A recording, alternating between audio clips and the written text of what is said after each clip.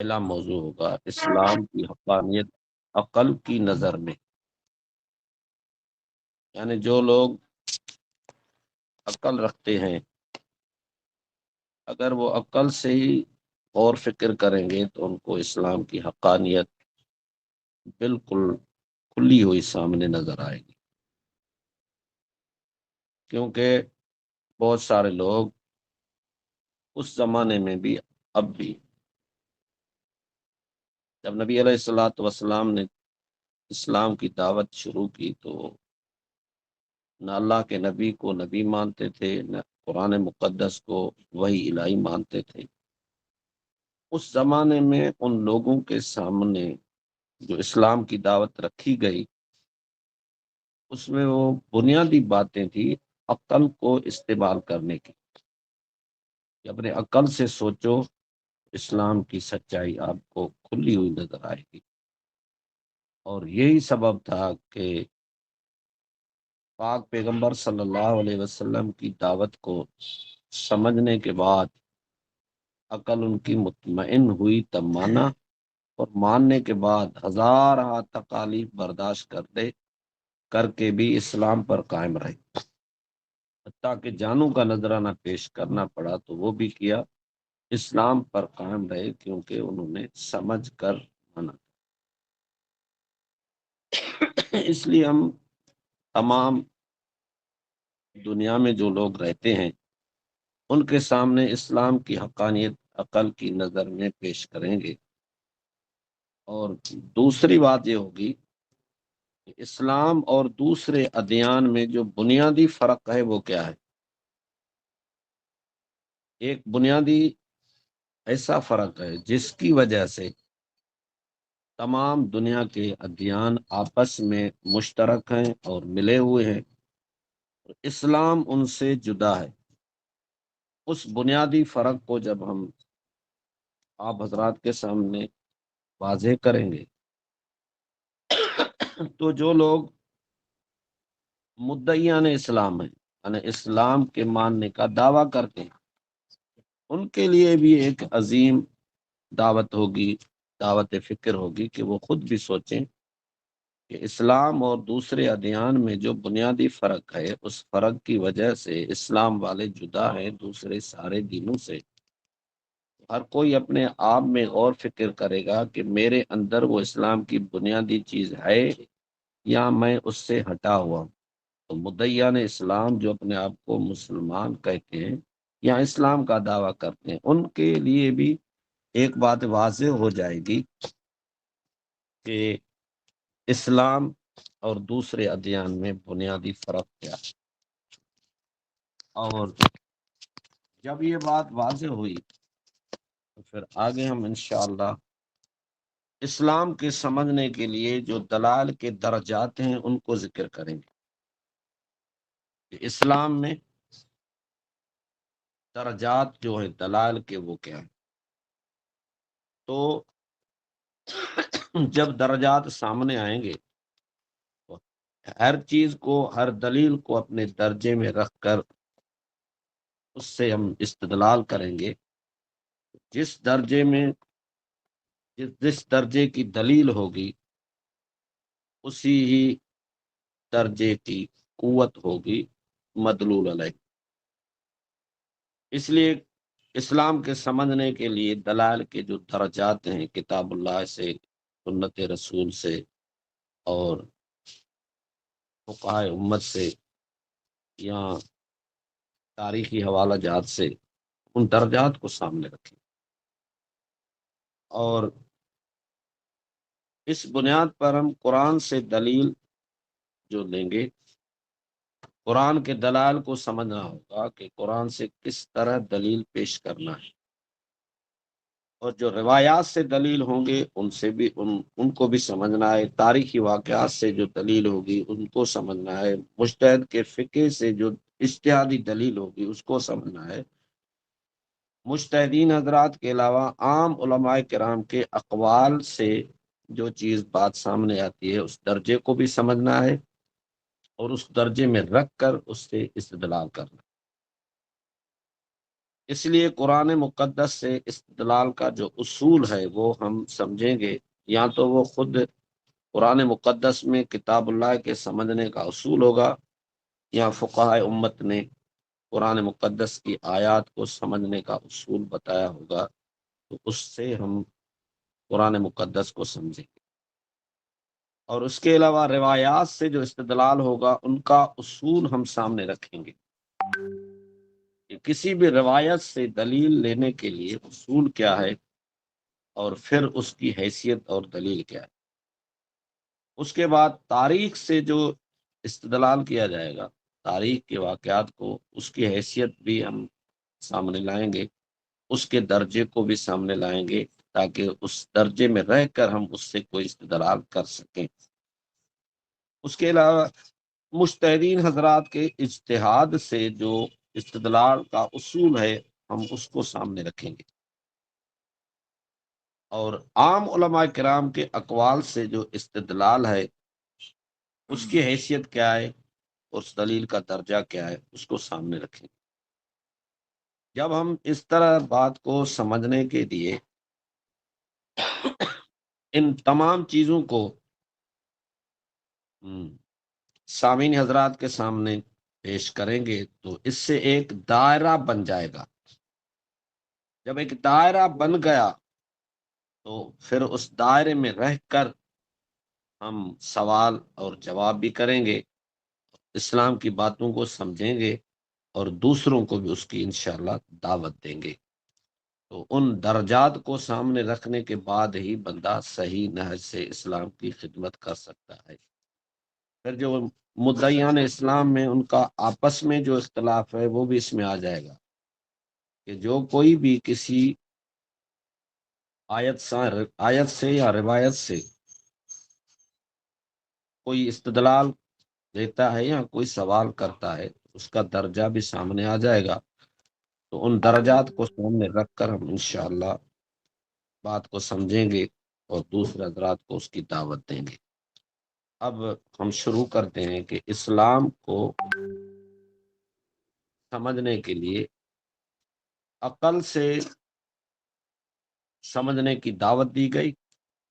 کیونکہ ہم تو الحمدللہ مومن ہیں، مسلمان ہیں، ہمارے گھر میں کلمہ قرآن موجود ہے، ہم تو اللہ کے نبی کو خاتم النبیین، امام الانبیاء مان کر آپ صلی اللہ علیہ وسلم کی ہر بات کو دین کی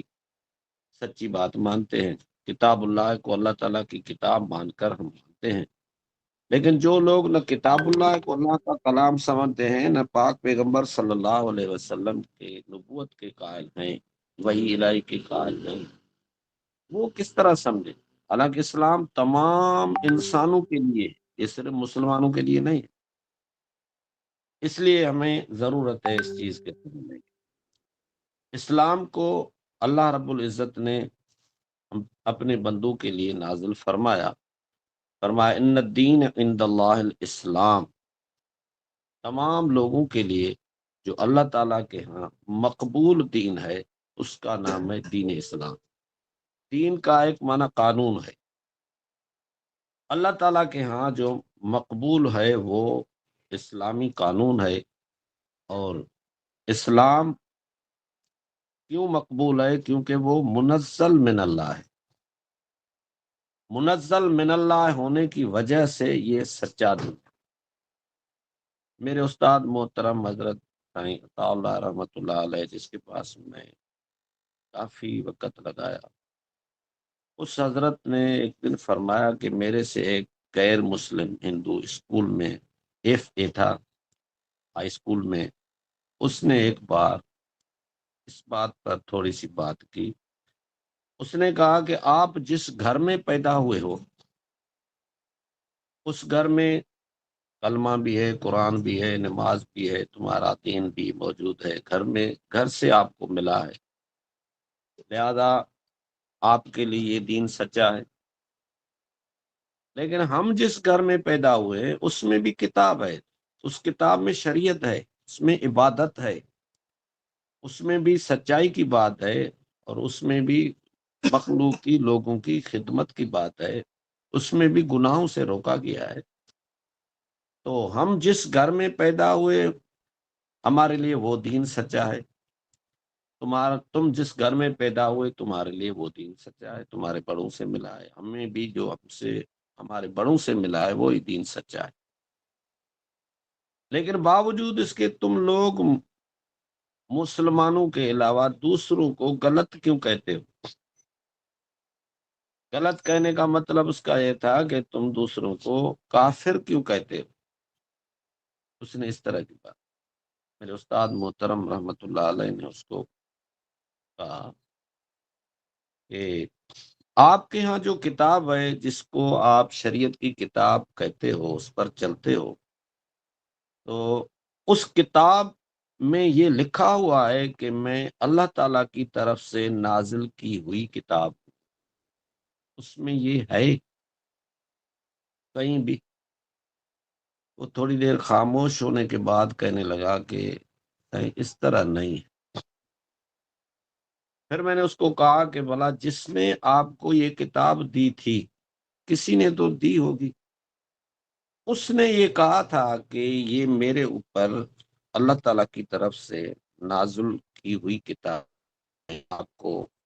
وہ دیتا ہوں، اس پر چلیں گے تو اللہ راضی ہوگا۔ تو اس نے کہا کہ اس طرح بھی نہیں ملتا۔ حضرت جی نے فرمایا کہ میں نے اس کو کہا کہ یہی فرق ہے، ہم جس کتاب کو پڑھتے ہیں اس میں لکھا ہوا ہے تنزیل من رب العالمین، یہ رب العالمین کی طرف سے نازل کیا گیا ہے۔ جس پر نازل کیا گیا اس کا نام ہے نزل علی محمد، محمد صلی اللہ علیہ وسلم پر نازل کیا گیا۔ اور تمہارے کتاب میں بھی یہ نہیں ہے کہ میں منزل من اللہ ہوں، دینے والے نے بھی یہ نہیں کہا۔ تو یہ فرق ہے کہ ہمارا جو دین ہے وہ اللہ تعالیٰ کا بھیجا ہوا ہے، تمہارا دین جو ہے وہ اللہ تعالیٰ کا بھیجا ہوا نہیں ہے۔ لہذا جو اللہ تعالیٰ کے بھیجے ہوئے دین کو مانے گا ہم اس کو ماننے والا کہیں گے، جو انکار کرے گا ہم اس کو انکاری کہیں گے۔ اور عربی میں ماننے والے کو مومن کہا جاتا ہے اور انکار کرنے والے کو کافر کہا جاتا ہے، ہم اس وجہ سے یہ کہتے ہیں۔ اور جس حضرت پر یہ کتاب نازل ہوئی اس نے جب اس کتاب اللہ کو لوگوں کے سامنے پڑھنا شروع کیا تو ہزارہ تکلیفیں ملی، مشکلات آئی،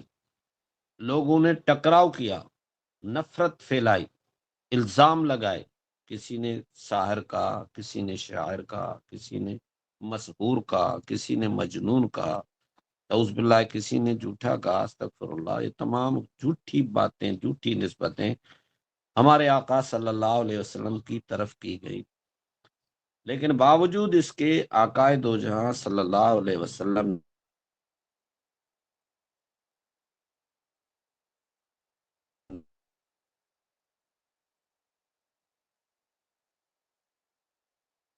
اور اللہ تعالیٰ پر بھروسہ کرتے ہوئے لوگوں کو دین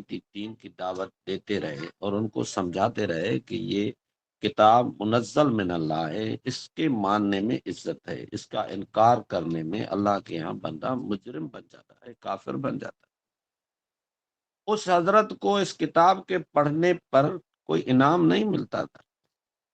کوئی شاباش نہیں ملتی تھی،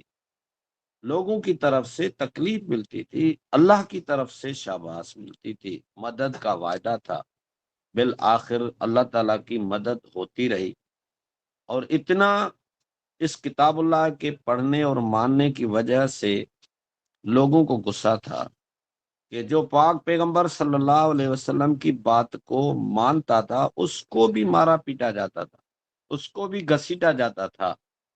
لیکن باوجود اس کے آقا دو جہاں صلی اللہ علیہ وسلم جس طرح جرت، ہمت اور قوت ایمانی سے کام کرتے رہے، اسی طرح ماننے والوں نے بھی مصطفیٰ صلی اللہ علیہ وسلم کی جرت سے جرت سیکھی، اور ایمان سے ایمان سیکھا، علم سے علم سیکھا، تقوی سے تقوی سیکھی، اخلاص سے اخلاص سیکھا، صداقت سے صداقت سیکھی، عدالت سے عدالت سیکھی، سخاوت سے سخاوت سیکھی، شجاعت سے شجاعت سیکھی، سیاست سے سیاست سیکھی، تقوی اور طہارت سیکھی، اللہ تعالیٰ کی ذات پر بھروسہ سیکھا، صبر سیکھا، اپنے آقا کو دیکھتے رہے اور اپنے آپ میں وہ صفات پیدا کرنے کی کوشش کرتے رہے، اور یہ ماریں کھاتے ہوئے، تکلیفیں برداشت کرتے ہوئے بڑھتے گئے، بالآخر 23 سالہ عرصے کے تھوڑے عرصے، 23 سالہ کا تھوڑا عرصہ ہے، تھوڑے عرصے میں ہی پاک پیغمبر صلی اللہ علیہ وسلم نے ایسا انقلاب لایا کہ آج تک وہ انقلاب باقی ہے، صرف باقی نہیں بلکہ دن بدن اس انقلاب کا قدم آگے بڑھتا جا رہا ہے۔ تو اس لیے